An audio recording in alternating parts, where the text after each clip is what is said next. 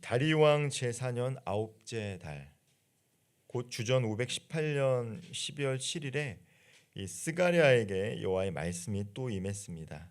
그런데 이 오늘 말씀은 하나님의 말씀이 바로 선포되기보다는 베델에서 온 대표단이 예루살렘의 제사장들과 선지자들에게 던진 질문으로 시작하고 있습니다.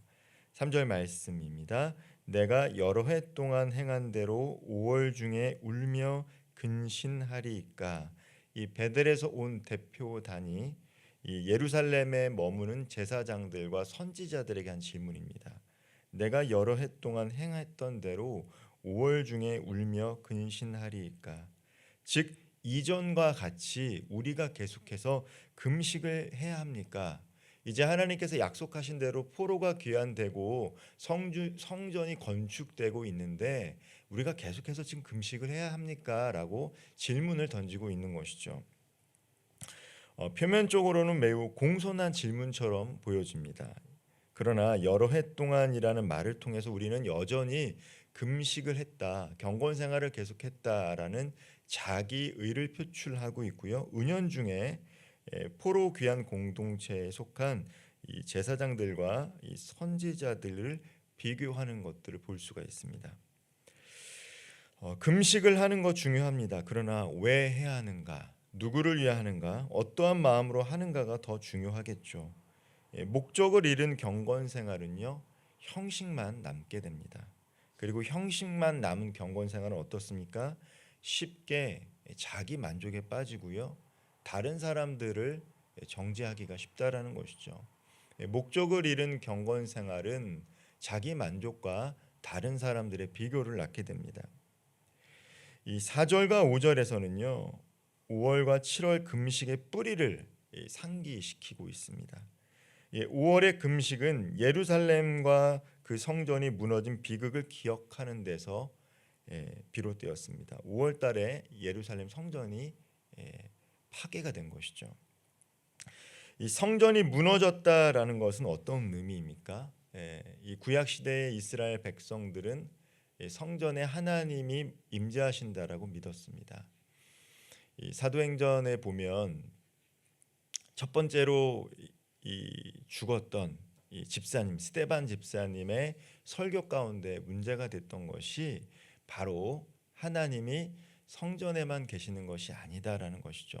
이 성전 신학을 갖고 있던 사람들에게 하나님은 성전에만 계신 것이 아니다라고 했던 그 결정적인 이 스데반 집사의 이 설교가 사람들에게 돌로 받아서 죽게 된 것입니다. 즉 이전까지 이스라엘 사람들은 하나님은 성전에 계신다라고 믿었는데 이방 민족인 바벨론 사람들이 와서 성전을 파괴했다라는 것은 그들의 신앙의 뿌리인 정체성을 흔들리게 했던 일이기도 합니다.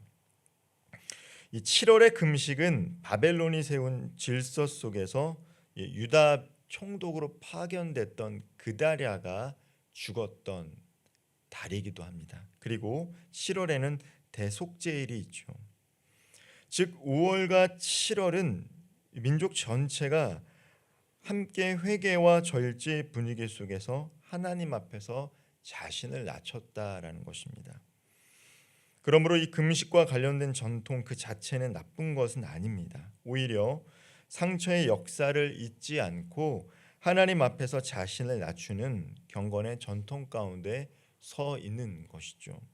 문제는 여러 해 동안이라는 말이 보여주듯 반복이 목적을 흐리게 만들었다라는 것입니다. 사람은 반복된 일상 속에서 안정감을 누릴 수 있습니다. 반복이라는 것은 나쁜 것이 아니죠. 반복이라는 것은 우리에게 예측 가능하다라는 것을 알려주기 때문에 우리의 삶에 안정감을 줍니다. 그러나 목적을 잃은 반복된 신앙생활은 자칫 방향을 잃어버릴 수 있고요. 우리는 이 익숙함을 신실함으로 착각할 때가 있습니다. 경건의 방향성을 잃어버리고 익숙함을 신실함으로 착각했던 그들을 향해서 오늘 하나님께서는 스가랴 선지자를 통해서 이 세 가지 질문을 던지고 계십니다. 첫째가 5절의 말씀에 기록이 되어 있습니다. 그 금식이 나를 위하여 한 것이냐라고 질문하고 있죠. 참된 금식의 목적은 하나님을 위한 것인데 하나님 보시기에 그들의 금식은 하나님을 위한 것이 아니었다라는 것입니다. 이 반어법이죠. 질문을 하면서 그렇지 않다라는 것을 말하고 있는 것입니다. 사람에게 보이려는 금식, 종교적 성취감을 얻으려는 절제는 이미 사람들에게 그 상급을 받았다. 그래서 하나님께 상급이 없다라고 예수님께서도 말씀하셨어요. 금식의 핵심은 음식의 부재가 아니라 마음의 방향입니다. 내가 음식을 먹지 않는 동안 하나님을 더 선명히 바라보고 있는가? 나의 죄를 미워하고 돌이켰는가? 내 의지와 욕망은 하나님의 뜻 아래 낮아지고 있는가? 그것이 금식을 하는 목적인 것이죠. 둘째, 6절 말씀에 하나님께서 질문을 던지고 있습니다. 너희가 먹고 마실 때에 그것은 너희를 위하여 먹고 너희를 위하여 마시는 것이 아니냐? 지금 이스라엘 백성들이 그렇게 금식하고 있다라는 것을 이야기하고 있는 것입니다. 우리는 종종 거룩한 시간과 일상의 시간을 나누어서 생각할 때가 많아요. 우리의 모든 시간의 주인은 하나님이다. 우리의 모든 삶의 기반은 하나님이다라는 생각을 갖고 신앙생활을 해야 되는데 우리가 신앙생활을 하면서도 공적인 영역과 사적인 영역을 분리해서 주일에는 하나님께 드려지지만 나머지 6일은 나의 시간이라고 생각하고 신앙생활을 할 때가 있다는 것이죠. 그렇지 않더라도 기도하는 시간은 주님께 드리는 시간이고 기도하는 외적인 시간은 나의 시간이다라는 생각을 갖고 신앙생활을 할 수도 있습니다. 그러나 바울은 먹든지 마시든지 무엇을 하든지 다 하나님의 영광을 위하라라고 선포했습니다. 금식하며 기도하는 날에는 하나님께 집중하지만 그 외의 일상의 삶 속에서는 마치 내가 주인인 듯 내 계획과 삶에만 집착한다라면 우리의 경건 생활은 하나님과 이웃을 위한 것이 아니라 자기 만족의 경건 생활과 신앙 생활로 이어질 수 있습니다. 참된 금식은 일상의 식탁으로 이어져야 하는 것입니다. 내가 무엇인가를 줄인 만큼 누군가의 그릇을 채우는 것이 곧 금식이고 경건 생활이다라는 것이죠. 금식으로 아낀 비용이 이웃의 양식이 되고 나의 절제가 공동체의 회복과 정의로 연결될 때 그 금식은 참으로 하나님께서 기뻐 받으시는 금식이 되는 것입니다. 이사야서에서도 하나님께서 원하시는 금식은 가난한 자의 눈물을 닦아주는 것이고 그들을 결박하는 족쇄를 풀어주는 것이 참다운 금식이다라고 말씀하신 것이죠. 가정에서는 지나친 과식과 소비 대신 나눔을, 직장에서는 경쟁 대신 협력을, 교회에서는 행사 중심의 바쁨 대신 이웃의 필요를 실제로 채워주는 움직임을 만들어갈 때 경건의 의미가 있는 것이고 금식의 의미가 있는 것입니다. 금식이 단지 배고픔을 참는 자기 절제의 체험으로 머물러서는 안 된다라는 것이죠.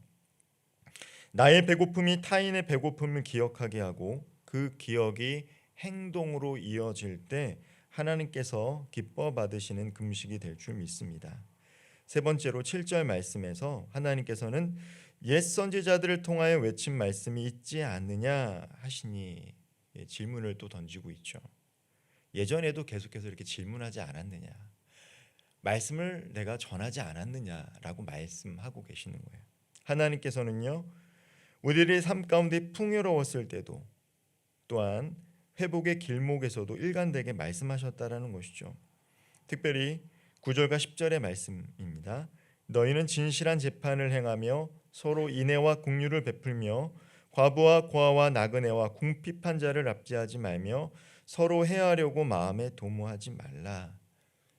금식, 경건 생활을 포함한 금식을 포함한 모든 경건 생활을 하는 것도 중요하지만 하나님께서 더 중요하게 여기시는 것이 오늘 9절과 10절에 기록이 되어 있습니다. 정의롭게 재판하고 가난한 자들 압제하지 말고 나누고 베풀고 살아가라라고 말씀하고 있는 것이죠.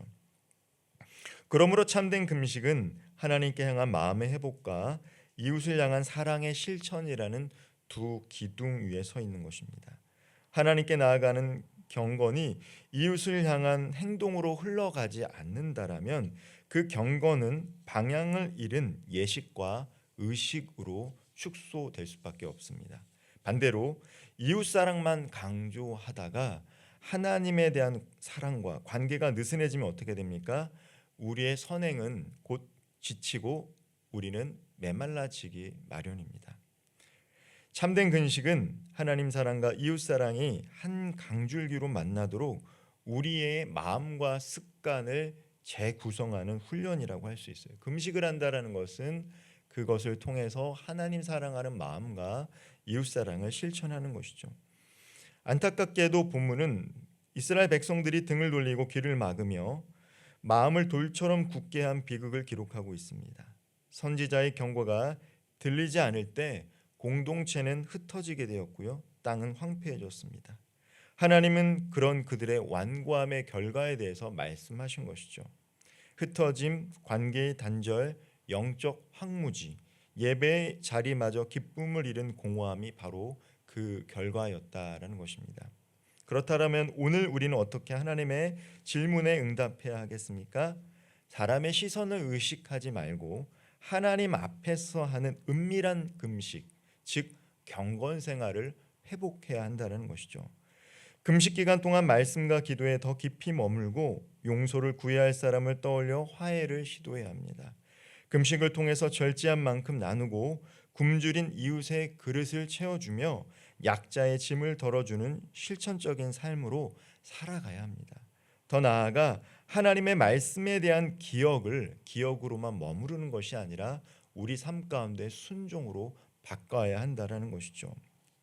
말씀을 마무리하겠습니다. 우리는 이미 충분히 다 알고 있습니다. 이제는 아는 바를 행하는 것이죠. 사실 아는 것을 행하는 것이 어렵습니다. 금식을 비롯한 우리가 행하고 있는 모든 경건 생활이 하나님 사랑과 이웃 사랑으로 채워져야 합니다. 금식은 목적이 아니라 바로 통로이기 때문입니다. 오늘도 우리의 삶을 하나님 사랑과 이웃 사랑으로 채워가며 삶의 여정 속에서 먼저 복음을 누리고 그 복음을 우리의 이웃들에게 삶으로 증거함으로써 하나님께서 우리에게 맡겨주신 영혼들을 살리며 살아갈 수 있는 복된 삶 살아가는 저와 우리 모든 성도님들 되기를 주님의 이름으로 축원드립니다. 기도하겠습니다. 우리의 삶을 가장 선한 길로 인도하시는 하나님, 우리의 경건이 형식에 머물지 않고 하나님 사랑과 이웃 사랑으로 온전히 흘러가게 하여 주옵소서. 금식할 때마다 우리의 시선이 사람이 아닌 주님께 고정되게 하시고 절제를 통해 아낀 것을 굶주린 이웃의 그릇들로 채워가게 하여 주옵소서. 우리의 마음을 살과 같이 부드러운 마음 되게 하사 하나님의 말씀을 기억하게 하시고 기억하고 있는 그 말씀을 우리 삶 가운데 순종으로 이어지게 하옵소서. 오늘 하루도 일상의 삶 속에서 하나님의 영광을 위해 살게 하시며 복음을 먼저 누리고 생명을 살린 복된 삶 되게 하여 주옵소서. 예수님의 이름으로 기도하옵나이다. 아멘.